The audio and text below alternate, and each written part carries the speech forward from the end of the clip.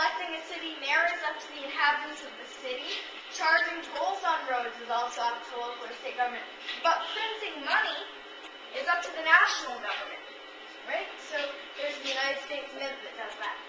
When a president refuses to sign a proposed law, he is A, vetoing it, B, accepting it, C, ratifying it, or D, passing it.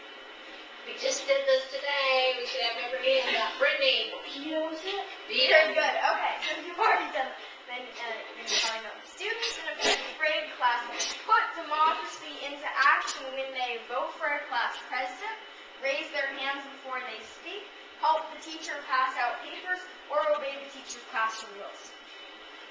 Okay, put democracy into action. Carol, what do you think? Vote for a class president? Vote for a class president. Very good. So when you are engaging in voting, then that is a form of democracy. So does anybody want to tell me what democracy means?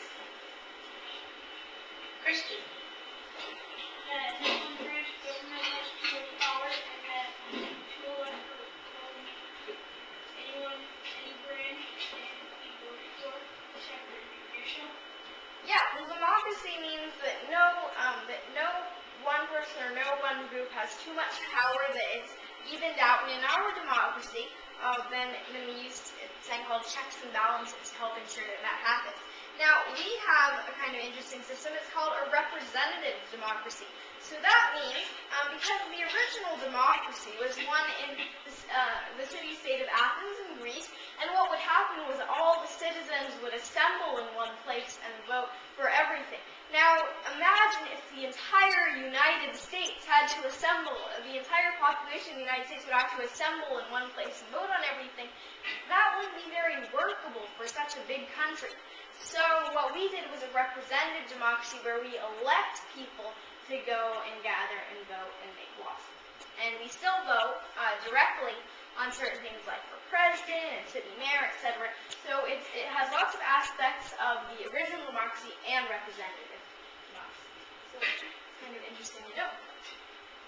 So here we have a Venn diagram about national powers, state powers, and shared powers. So national powers, as we know, are printing and coining money, declaring war, making sure airplanes are safe, so that would be the FAA, or Federal,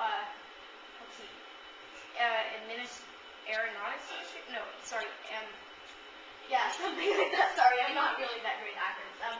Making sure airplanes are safe would be up to the FAA. Building interstate highways, running mail service. That would be the United States Post.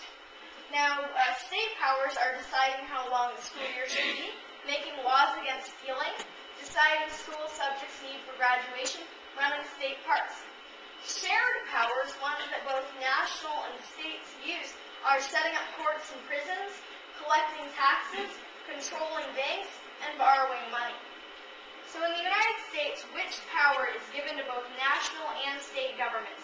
A, collecting taxes, B, declaring war, C, establishing state parks, or D, building post offices.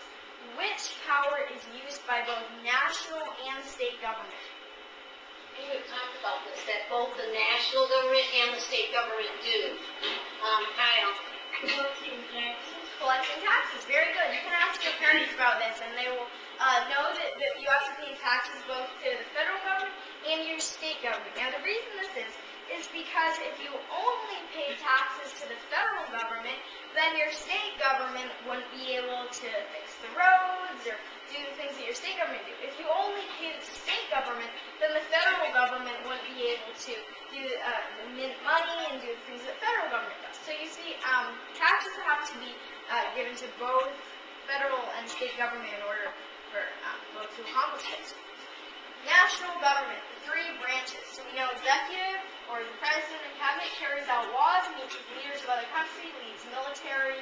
The legislative makes laws for our country, decides how much money to spend, and then the judicial makes sure our laws follow the Constitution.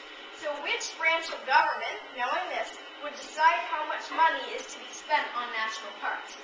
Which branch of government would decide how much money is to be spent on national parks? Jordan. Legislative? Legislative, very good. So we know that the legislative branch decides how much money to spend, so they would be doing national parks. What is the role of the United States Supreme Court? The role of the United States Supreme Court, Elizabeth